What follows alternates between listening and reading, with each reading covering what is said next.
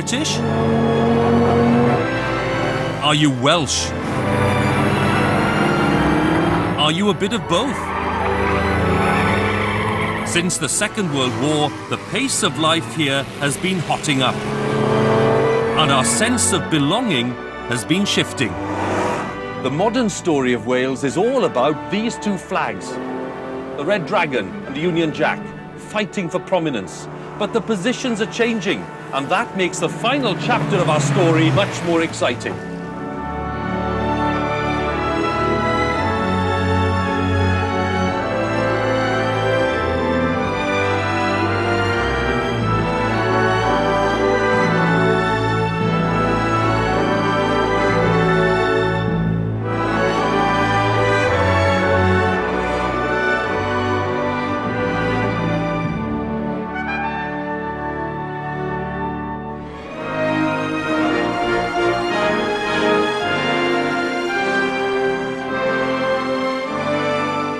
In this series, we've traced the story of life in Wales across 30,000 years.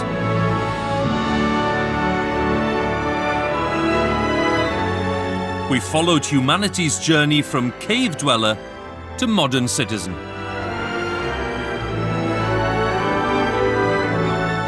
Since the dawn of history, people have been fascinated by the passage of time itself. But in the last 70 years, Wales has changed more rapidly than ever before. In this final part of our series, we'll see Wales fight for a British victory, a Welshman battles to set up Britain's most cherished institution, the British Parliament votes to drown a Welsh valley, sparking a debate about democracy and language. A new generation of sporting heroes sets the flags waving. And television itself becomes part of the story of Wales. As our nationalised industries decline, our sense of nationhood changes. We become a society of commuters and consumers, much like the rest of Britain. But our sense of identity and of our own history revives and strengthens. Wales and Britain, nation and state, will hear that it's not quite as simple as a race. This story of Wales has all the tension and drama of a dance.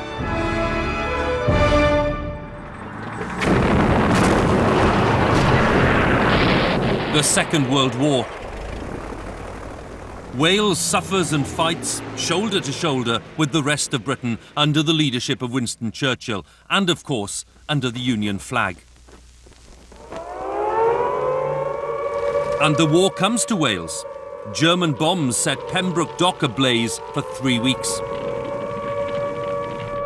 And there are devastating raids on our major towns and cities. For 3 terrifying nights in February of 1941, the port of Swansea is hammered by German bombers. The firestorm can be seen in the sky for miles around.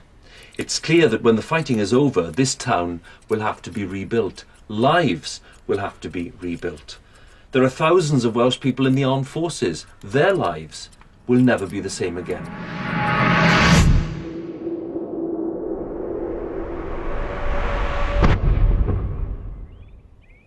In every Welsh town, you'll find a memorial, like this one in Tredegar, to those who make the ultimate sacrifice. The whole of Britain united against fascism. It seems obvious now, but it isn't something the authorities in 1939 take for granted. They take deliberate steps to bolster patriotism, as an expert in the period, Dr. Sian Nicholas, reminds me. Sian, I'm interested in this concept of Britishness. I mean, the idea of Britishness is obviously fundamental to the whole idea of getting everybody together for the war effort. The idea of it being a people's war. And so on the radio, for instance, accents become very important. You want a Welsh accent, you want a Scottish accent, you want a rural accent to balance an urban accent. In the BBC, in the Ministry of Information even, do not use English where you mean British. I mean, you see the memos. Do not use English where you mean British. It really upsets the people in the other constituent nations of Great Britain. I don't think they get it perfect. A famous example is J.B. Priestley in his Dunkirk postscript, where he's talking about what an English epic it is, and says, when I say English, I really mean British. But that's a problem through the whole war, is a lot of people in England, when they say English, they really meant British. They still do today. They still do today.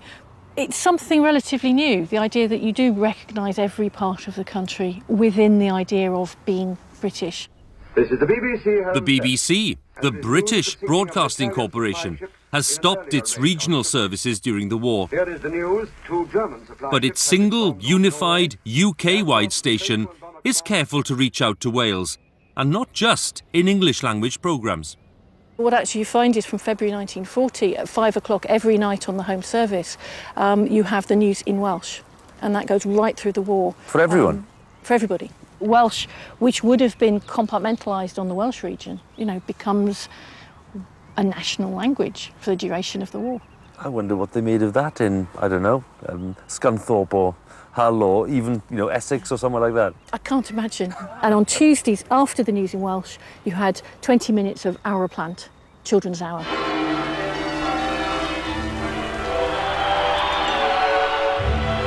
When victory comes, Wales, like the rest of Britain, rejoices and waves the flag.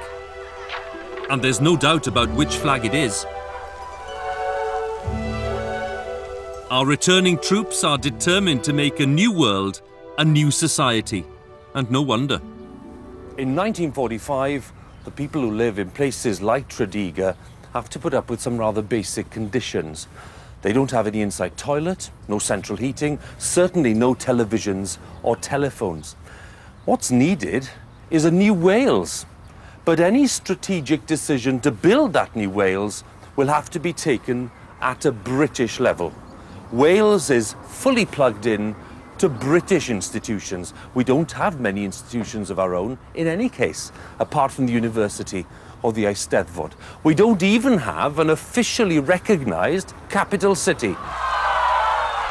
Wales is looking for British answers, and it's to Westminster that Welsh eyes turn in the 1945 election. Despite winning the war, Winston Churchill is thrown out of office.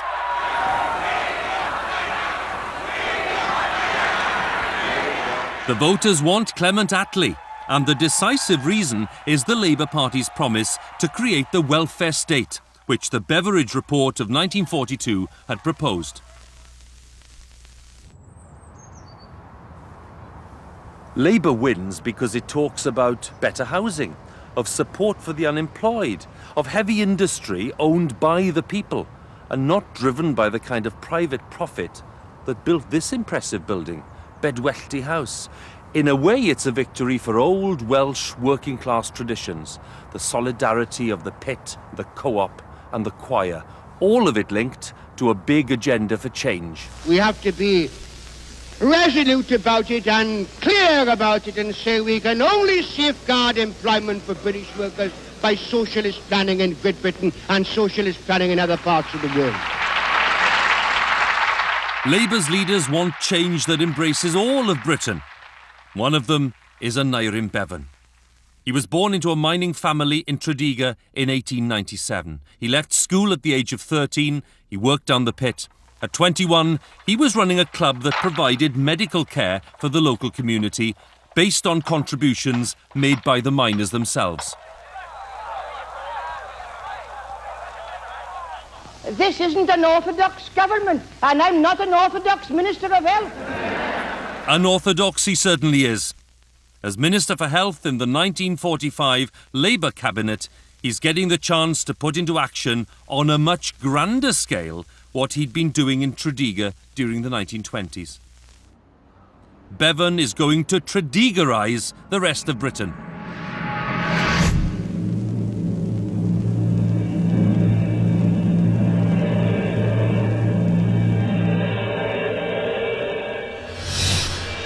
July 5th, the new National Health Service starts.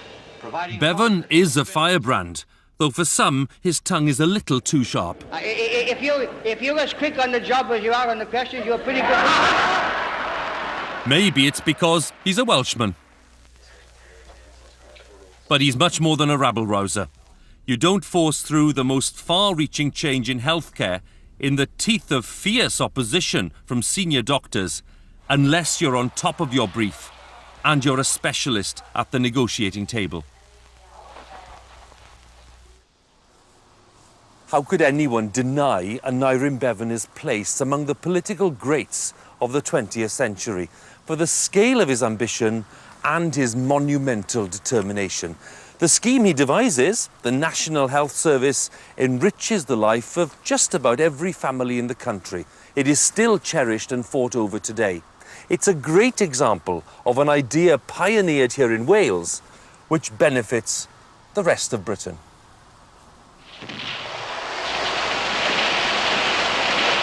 Like many other parts of Britain, work in Wales is still dominated by the old heavy industries. Attlee's government nationalises the mines, and the post-war boom gives fresh impetus to coal and steel.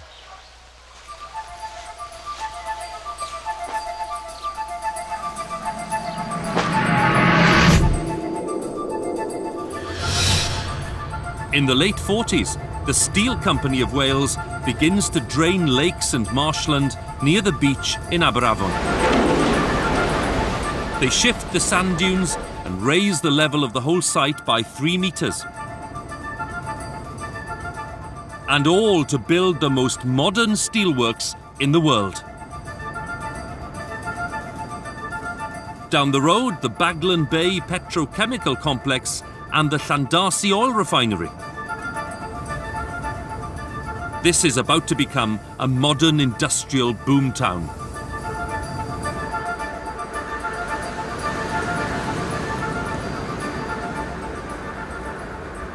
It doesn't look like Treasure Island, does it?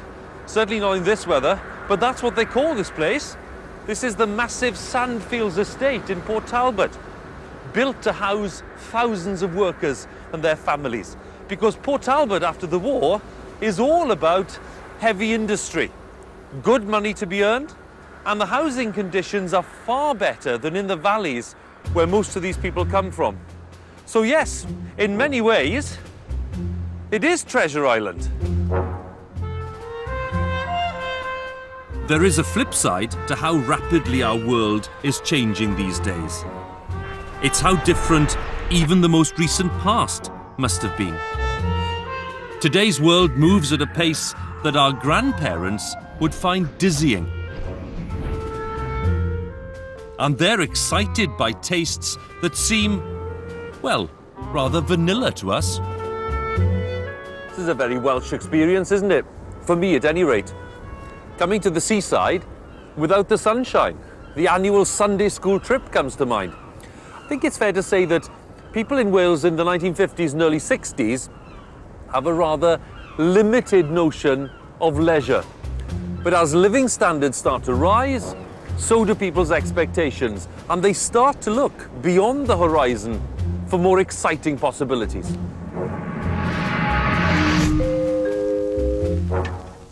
All the conveniences that American housewives are enjoying are becoming available to Welsh women. A woman who proudly owns a new Hoover's. And we're even making these labour-saving white goods here in Wales, as Hoover's factory at Merthyr Tydfil keeps on growing.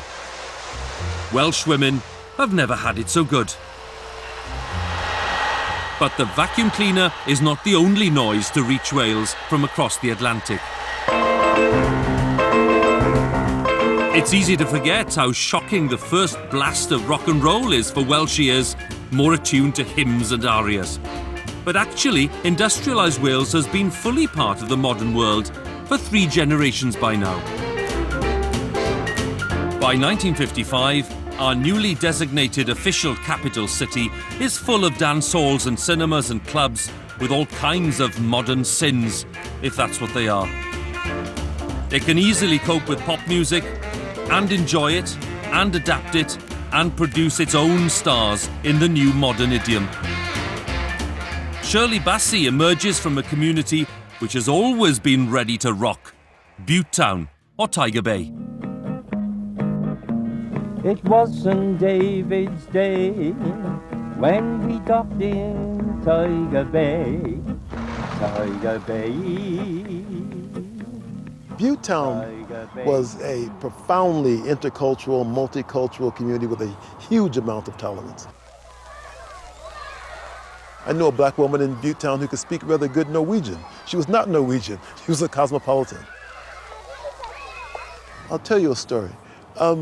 Sheikh Zayed, who I knew rather well, who recently died, who was a local imam. I was talking to him once about a photograph that I'd seen of a Muslim procession that went on annually at Muhammad's birthday. And so I asked him, was this a traditional celebration that came from the Yemen? And he sort of laughed and he said, no.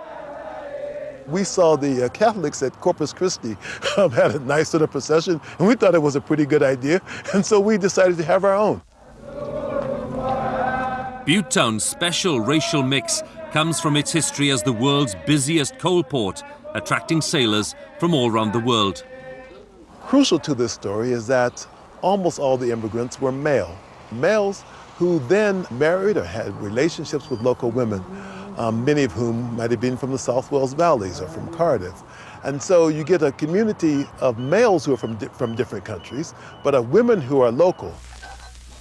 Buttetown poses questions about Welshness in a post-war nation which is still overwhelmingly white. I think that being black and Welsh is less problematic in some ways than being black and English. Welsh identity includes a kind of notion of being anti-colonial, being an oppressed people. You know, so when people say we were slaves, they say, and we were coal miners, you know, and kids went down the mines and it was awful and so on.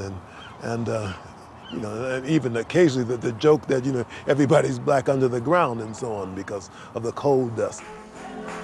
So there is a sense in Wales, quite a deep one, that we are an oppressed people who have some kind of identity with other oppressed people. That's different than, say, economic integration. So if you ask a question like about employment, job opportunities, and so on, it's different. And I think that very often, because people feel fairly comfortable, that it's very rare that someone insults you in the street, that people are mostly nice to you. Right? And so you can live in that place. It doesn't necessarily mean that it's a land of opportunity. Buttetown is about to be redeveloped. The housing stock here and elsewhere desperately needs modernising. All over the country, in Wrexham, Caernarfon, the valleys, new council houses are going up and up and up.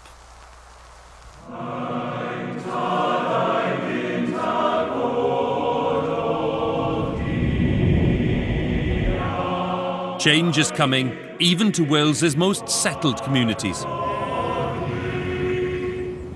In the heart of rural Wales in the 1950s, the traditional Welsh way of life is still strong. The people of these communities have grown up together. They know each other. They tend to be Welsh-speaking. They tend to be loyal members of church and chapel. And they're bound together by those values of community and Christianity and Welsh-speaking culture. And suddenly, all of that seems to be under threat.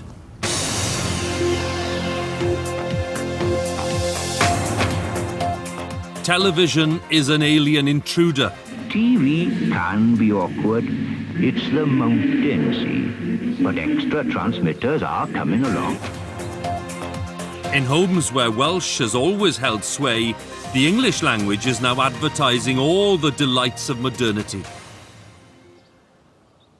Life here isn't all Bible black. It's very pleasant.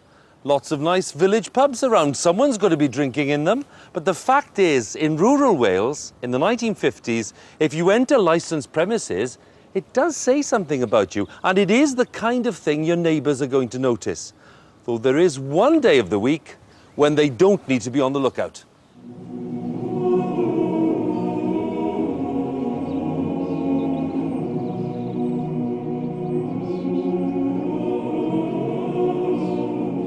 That day is Sunday, when the doors of the chapels and churches are open and the pubs are firmly shut. But now that tradition is put to a referendum. Eastern Wales votes for Sunday service of the alcoholic kind, dividing the country in two. That dividing line passes right here, across the Lough Bridge. I'm not talking about the new bridge, I'm talking about the old bridge. You can see the approach to it here today. This is the dividing line between Glamorgan and Carmarthenshire. Still a very important dividing line today, believe me, between Swansea and Llanelli. In 1961, after the vote, this was the prime dividing line between two different versions of Wales. This side, Glamorganshire, wet. That side, Carmarthenshire, very dry.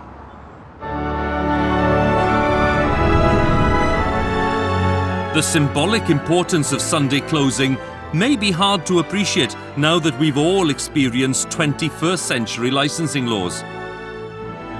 But it shows how many people feel their traditional way of life has to be defended as we move into the swinging 60s.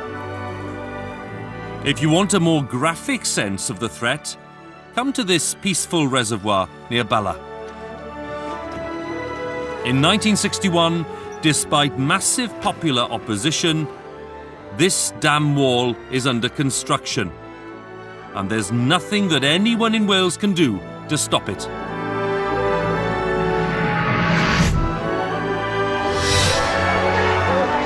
The bill to dam the Tryweryn River to provide water for Liverpool has been up before Parliament. It means drowning the village of Capel Celyn. When the vote is called, one of the 36 Welsh MPs abstains. The other 35 all vote against it. The bill is passed just the same. You know, it's one thing to contemplate the vast expanse of Llancelyn from the shore, but to take on the scale of events here, you need to come onto the lake itself, and to be immersed in the silence in the early morning like this, I have to say, is a profound experience. It's a silence that speaks of loss, the loss of a precious Welsh-speaking community in the heart of Wales. And yes, we can argue about the political waves that Tryweryn produces, but there is an irony here too, because the village of Capel Celyn, which lies submerged deep beneath these waters, plays a bigger part in our national life than it ever would have done had it been left in peace.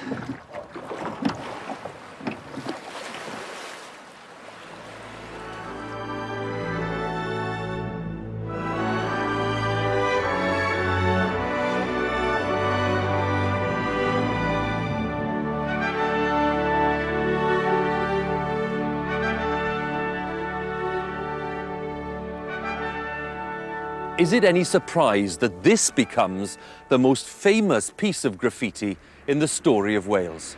Cofiwch Tryweryn. Remember Tryweryn. Well, Tryweryn is remembered because it kickstarts the two big engines of change in Welsh life for the rest of the 20th century.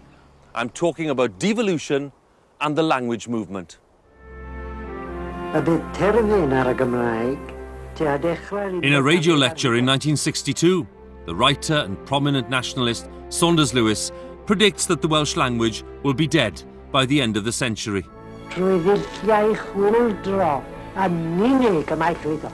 Revolutionary means are needed to save it.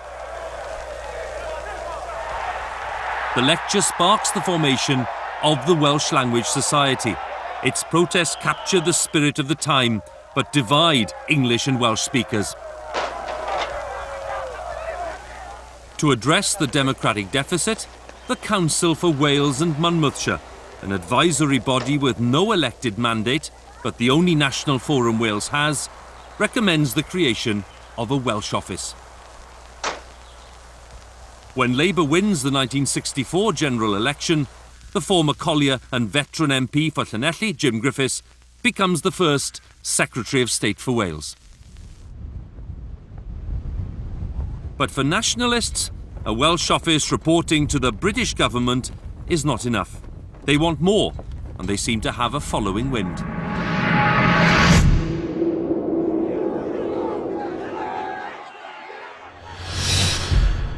The historian John Davis was an eyewitness to the election of Plaid Cymru's first MP. John, you were here. I was here, and it was a very remarkable night. I mean, for anybody who'd been associated with politics in Wales, it was, I felt, a turning point. There were people crying. There were people yelling with delight. Gwynfor Richard Evans, 1,075 And then they came out to the windows there to announce, and there were rumours coming through, but nobody quite believed it. And when they heard that it was true, and that it was quite a decent majority, in fact, people were absolutely dazed. And people couldn't believe it, you know. I mean, the idea that Plaid Cymru could win a seat, it was generally lagging around 5 to 10%, even in the most promising seats. That it could jump to 38%, which is a huge jump in electoral terms, seemed to many people impossible. This election has made history. So many people have declared through their vote that Wales is a nation and that they intend securing for this nation a full national future.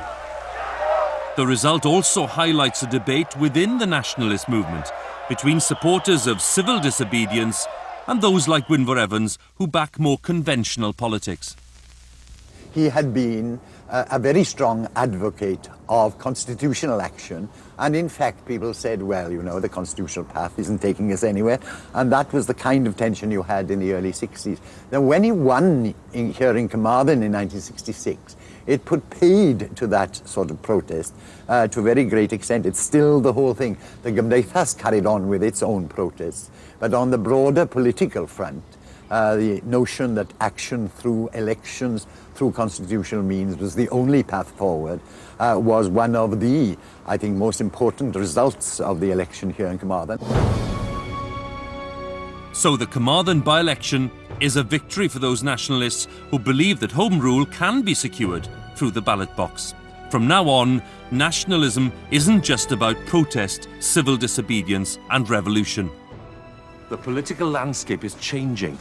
And for a while, it looks as if the nationalist pitch of Plaid Cymru will bring seats here, in the South Wales valleys, not just in Welsh-speaking Wales.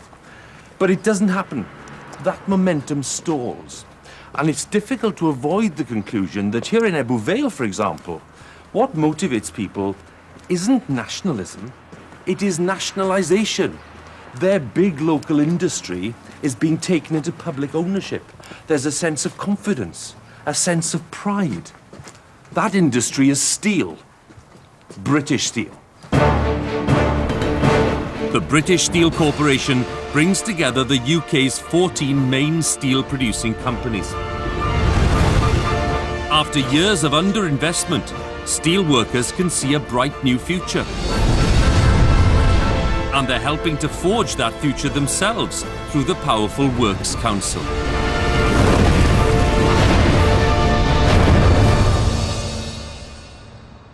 But if South Wales reckons it's got a grip on a thriving future in steel and coal, one terrible Friday morning reminds the valleys and the whole world of the price that heavy industry can exact.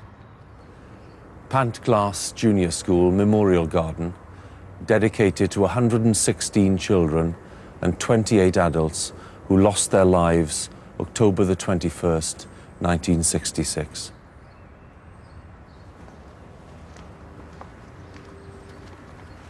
A massive heap of spoil from Merthyr Vale colliery collapses onto the village of Aberfan.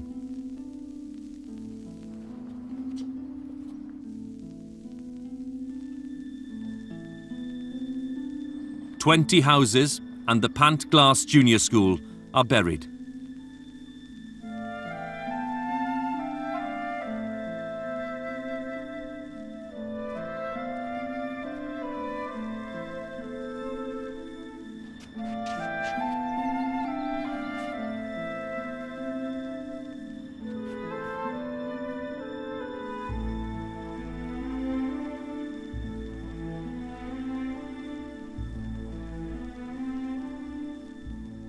Despite the enormity of the disaster that day, the chair of the National Coal Board, Lord Robens, goes ahead with his plans to be installed as Chancellor of the University of Surrey. He doesn't arrive in Aberfan until the following evening. At first, Robens claims that the disaster has been caused by natural unknown springs beneath the tip. But the existence of these springs was common knowledge. Did you give an explanation of your interview when you said that no one could have known that the centre of the mountain was turning into slush because of a stream? Well, I answered all the questions that were put to me, and I hope that the answers did convey such explanations as were required by the tribunal. In the final stage of the disaster tribunal, Robens concedes that the NCB is at fault, an admission which would have made much of the 76-day inquiry unnecessary had it been made at the outset. But Robens doggedly refuses to fund the removal of the remaining tips from Aberfan. The work is eventually paid for by raiding the disaster relief fund that had been raised by a public appeal for the bereaved families. The tragedy of Aberfan is the tragedy of Wales's most terrible accident. But it is also a story of the distance between ordinary people in Wales and the bosses of a nationalised industry organised on a British basis.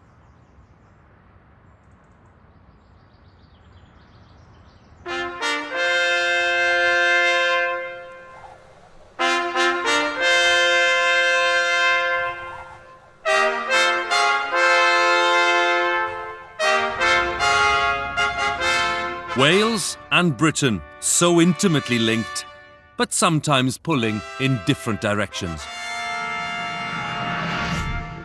By the end of the decade, those underlying tensions come to a head right here at Carnarvon Castle. The occasion is the investiture of the Prince of Wales. It is one of the biggest royal pageants of the 20th century. And despite a vigorous campaign by some nationalists and a failed bomb plot, the event goes ahead, watched worldwide by a television audience of many millions of people. But what is the dominant Welsh attitude to this event? An opinion poll published on the day itself suggests that 3/4 of Welsh people are delighted with the choice of Charles as Prince of Wales. But how do we square that with poll after poll that suggests Welsh people want self-government as well? I, Charles, Prince of Wales, do become your liege man of life and limb. It is indeed my firm intention to associate myself in word and deed with as much of the life of the Principality as possible. And what a Principality! After all, he is joining a winning team.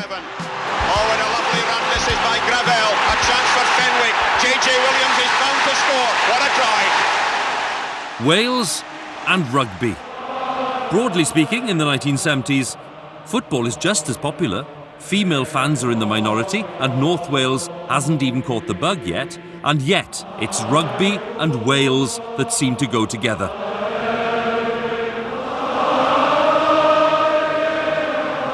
To find out why, I've come to a British Legion club to meet an historian of modern Wales, Dr. Martin Johns.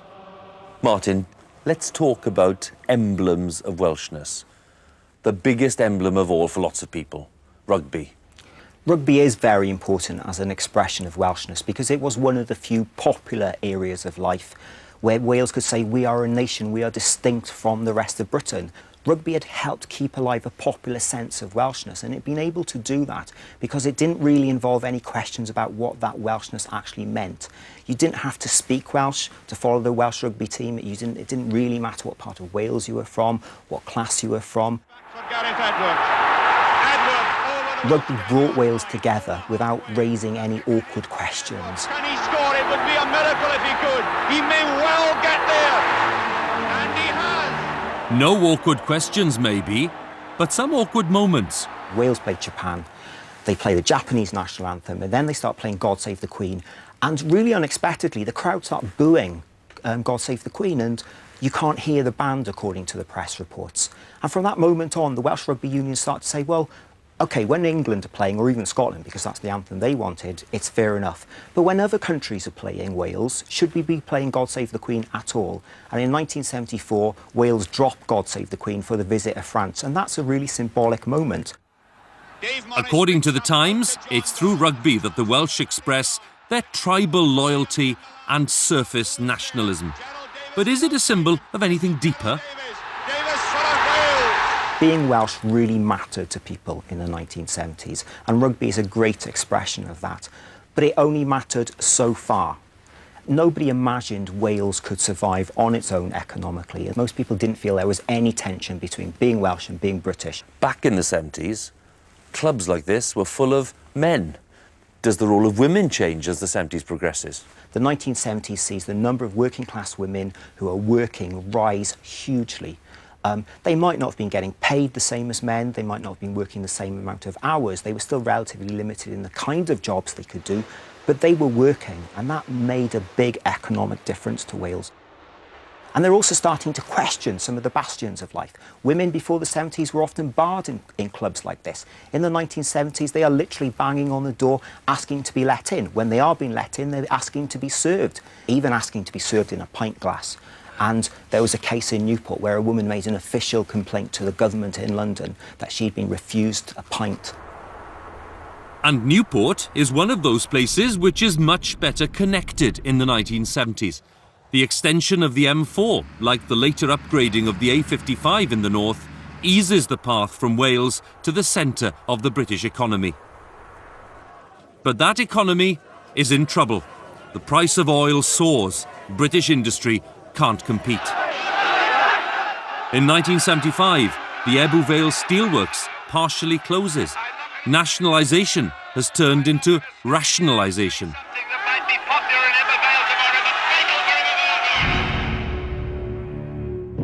Between 1976 and 1979, 60,000 jobs are lost in Wales. Interest rates are 28%. The International Monetary Fund has to bail out the British economy. In the middle of all of this turmoil, the people of Wales experience one of the most explosive political campaigns of the 20th century.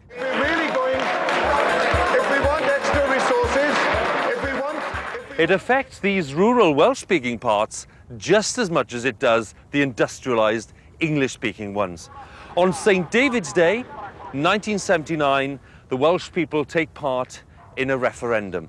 The Labour government is offering them a Welsh Assembly in Cardiff, and by a crushing majority of 4-1, they say no thanks.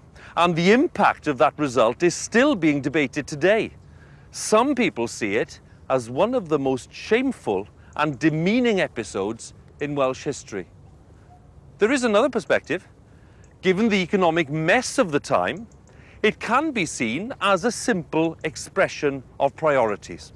People were more concerned about jobs and livelihoods than about anything else.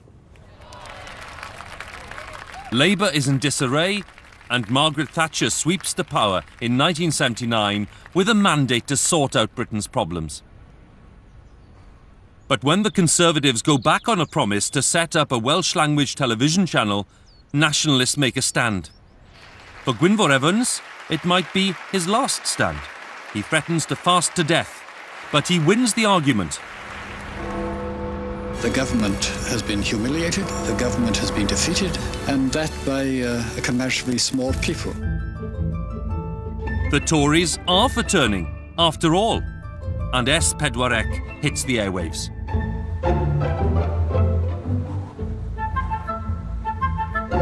British living standards start to rise again in the 1980s. Wales becomes a summer playground for those who can afford to splash the cash. It's not difficult to see why the hard workers of Manchester and Merseyside invest so much of their leisure time and their money here on the North Wales coast. But they're just a small fraction of the great influx of people who come in from England to Wales over the years. They come here to live and to retire and to work, of course. But in the 1980s, that trend increases. There's more disposable income. They start to buy property, permanent homes and holiday homes, and they buy them not just in areas like Llandudno, but further inland, in the heart of Welsh-speaking Wales, often outbidding some of the locals in the process. And some of the people who care for the language are now concerned that a television channel won't be enough. Violence is back in the news. Across the decade, there are more than 200 attacks on holiday homes in Welsh-speaking areas. Though there are some arrests, the identity of those behind Meibion Glyndŵr, the Sons of Glyndŵr, remains a mystery. The tacit support they seem to have in some communities is seen as a sign that the Conservative government isn't doing enough to protect the language.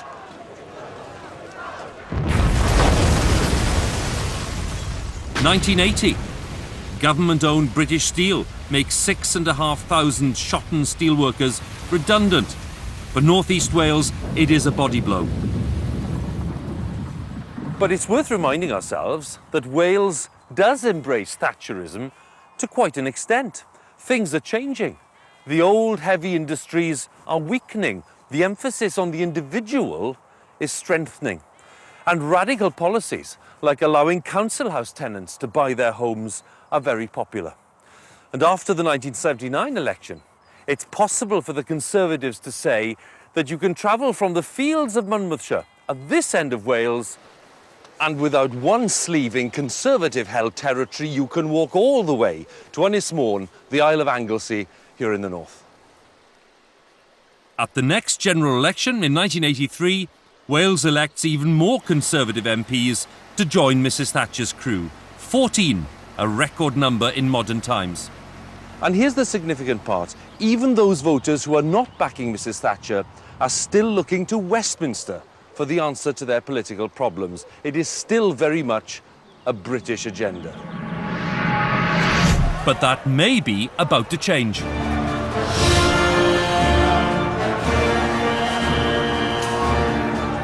The year-long strike by the National Union of Miners is a watershed for industrial Wales. The solidarity of whole communities is put to the test. They pass with flying colours. But they do end up on the losing side. What I would say about that strike is that it wasn't about Wales at all. It was about a class struggle. It was about wage struggles. And yet, when it was ended, and when the NUM was defeated, there came a sense very slowly, I think, to people of this world that what they had been experiencing from the 1960s through the 1970s had in fact come to a dramatic end. That strike ended the particular kind of industrial, male, working-class world that Wales had predominantly been about in the 20th century.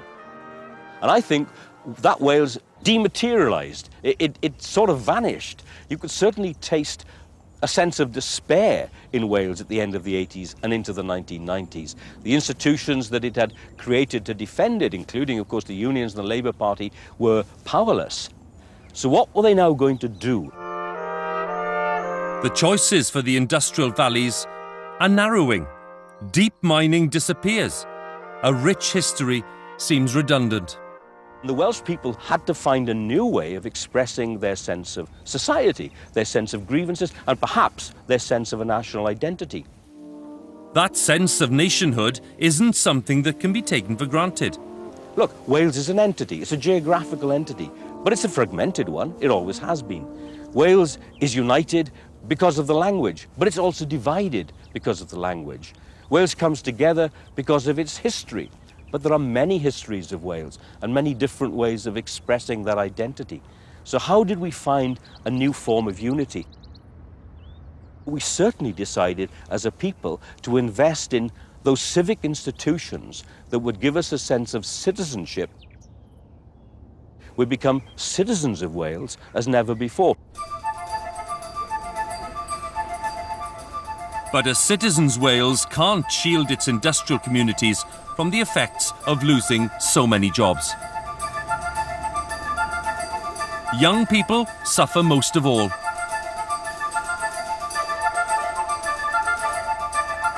Poverty and unemployment leave scars on a whole generation. Drug and alcohol abuse soar. And the government's determination to restructure the labour market becomes a divisive issue.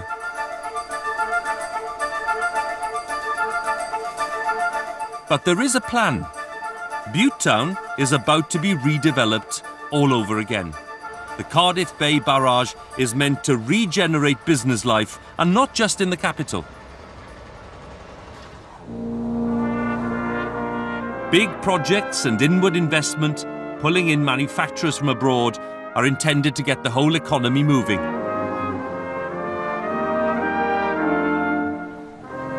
And the momentum towards a citizens' Wales gathers pace. When we think of national institutions in Wales, we think of places like this. The University of Wales here in Aberystwyth, or if you like, the National Eisteddfod or the National Museum. They're the obvious ones. But in the middle of the 1980s, someone decides to draw up a list of these national bodies.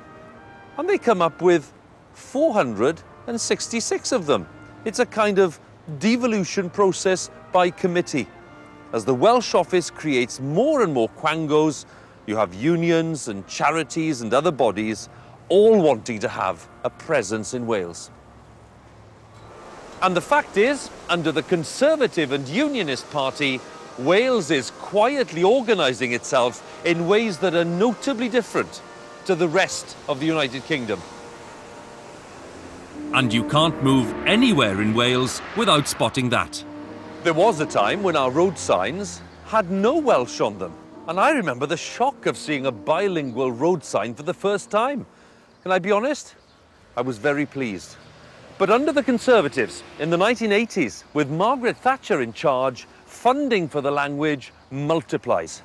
And that trend continues under John Major's government, with a Welsh Language Act cementing the place of the language in society and in schools as well. No one can be in any doubt that Wales is a nation of two languages, even if one of those languages is missing the letter X. Ni fynd I ganol y dre, please. Diolch yn fawr.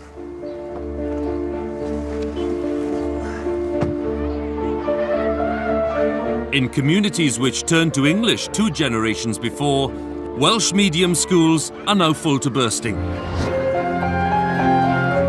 Migration from England to coast and countryside is still on the up, but industrial Wales is rediscovering its Welshness. The language has ceased to be such a divisive issue. People who say they're Welsh rather than British, well, most of them are now to be found in the former coalfield. But does this mean a majority is ready for devolution? For the second time in 18 years, the Welsh are being offered a modest measure of self-government, but will they take it? 26,000. So I think that's a yes all round. Well, look at that. They're incredibly emotional pictures, really. People crying and dancing and laughing. To go from depression to elation in a matter of moments is an incredible feeling. Good morning. And it is a very good morning in Wales. The shift from 1979, when the Welsh people voted 4-1 against a Welsh Assembly, to 1997, where there was that wafer-thin 6,721 votes difference between the yes and no votes, is really substantial by any stretch of the imagination. The objective was to get a majority, and we've got a majority. The biggest changes happened in those areas which were traditional Labour supporting areas. So if you look across the South Wales valleys, areas like Neath, Port Talbot, all the way really across that mining or former mining belt. But the slim majority becomes an issue for the new Assembly. It wasn't a great foundation for the new politicians when they took office. They were up against it from the word go, justifying their existence, the existence of the institution, the location of the National Assembly. Every country anywhere in the world has some resentment expressed towards its capital by those areas most remote. The Assembly struggles to make an impact across the country. In its first decade, it has no more success in lifting Wales out of poverty than the British government has achieved over the centuries. Much of Wales still receives funding intended for Europe's poorest regions. Educational performance is weak. Health and social problems trouble us. But the Assembly does have its successes, working effectively when farms are affected by foot and mouth disease in 2001. And the principle that Welsh issues should be tackled here in Wales begins to gain wider acceptance.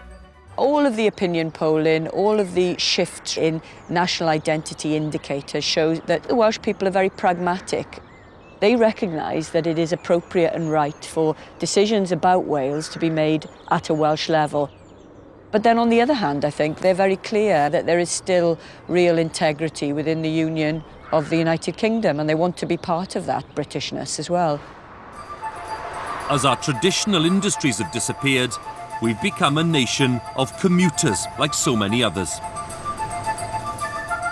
Wales is much more diverse these days, home to people from many parts of the world. Multiculturalism no longer starts and ends in Butetown. And yet, miraculously, in a globalised world, Wales has kept a sense of itself. A referendum in 2011, albeit with a low turnout, backs lawmaking powers for the Assembly. Wales has said yes. Today, an old nation came of age. Support for Wales these days seems genuinely deeper than surface nationalism. We are a people with roots, with a real sense of where we come from.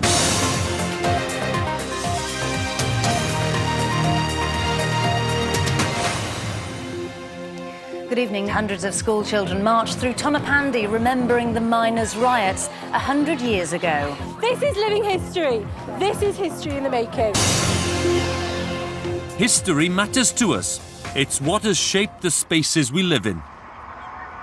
That's why it's so important to have these beautiful buildings like the Senedd and the Wales Millennium Centre, because they give us frameworks in which to dream of futures, to be critical of ourselves, but also to project outwards. Gwyneth Lewis is the poet whose words sing out from the Millennium Centre. One of the big payoffs of devolution has been the way in which the definition of Welshness has expanded, grown more complex, has become more hospitable, I think, in a way that I think is very creative. It's given us a freedom to play with our sense of identity, and it's broadened the base of people who are excited about being in Wales, about living in Wales and getting some serious work done here. Gwyneth Lewis believes that this excitement is beginning to change our sense of belonging. The two terms, Welshness and Britishness, have been dancing a tango for a long time.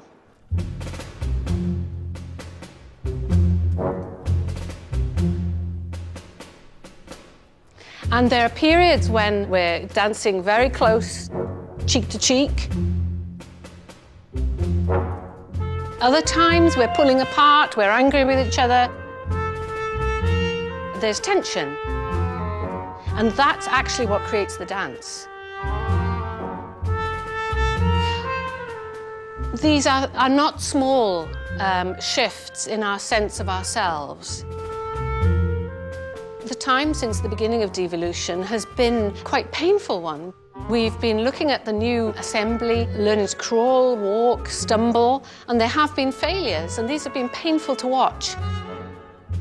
Welshness and Britishness.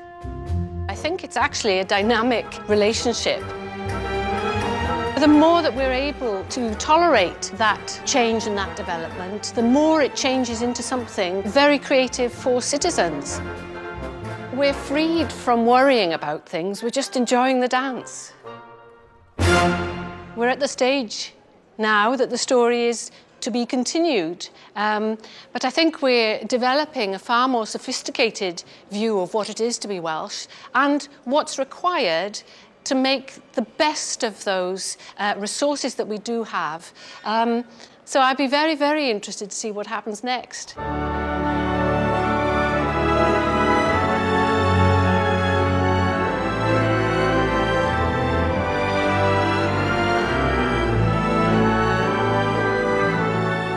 In this series, I've tried to step back from the turmoil and the immediacy of today's news to tell the story of an entire country over the course of 30,000 years. The story of Wales, like the story of any nation, has seen dark days and troubled times. But it has never been a story of people turned in on themselves. You're saying we should think of Wales in a much bigger world.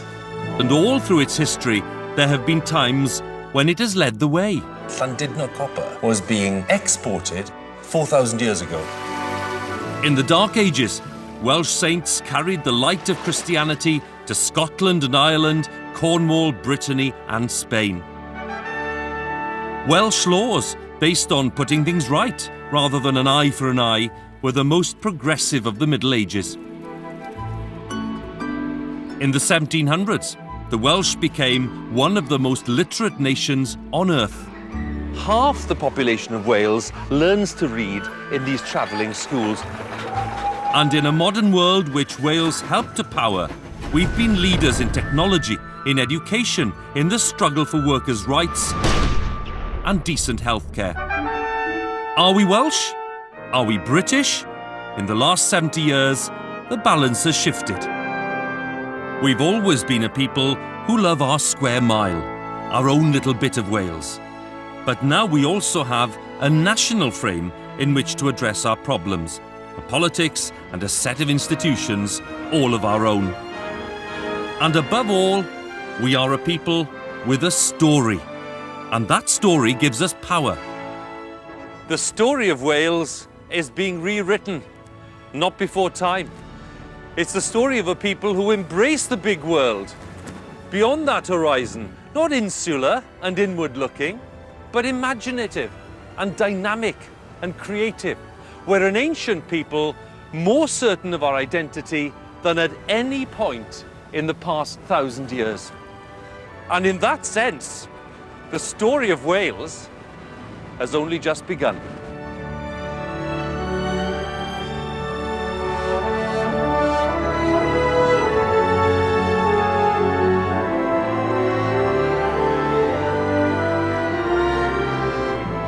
The Open University has produced a free booklet for you to learn more about the history of the people of Wales. You can call 0845 366 0253 or go to bbc.co.uk/Story of Wales and follow the links to the Open University. Dan Snow explores the Empire of the Seas here on BBC HD at 7 tomorrow night. And coming up next this evening, we're off to the wartime farm.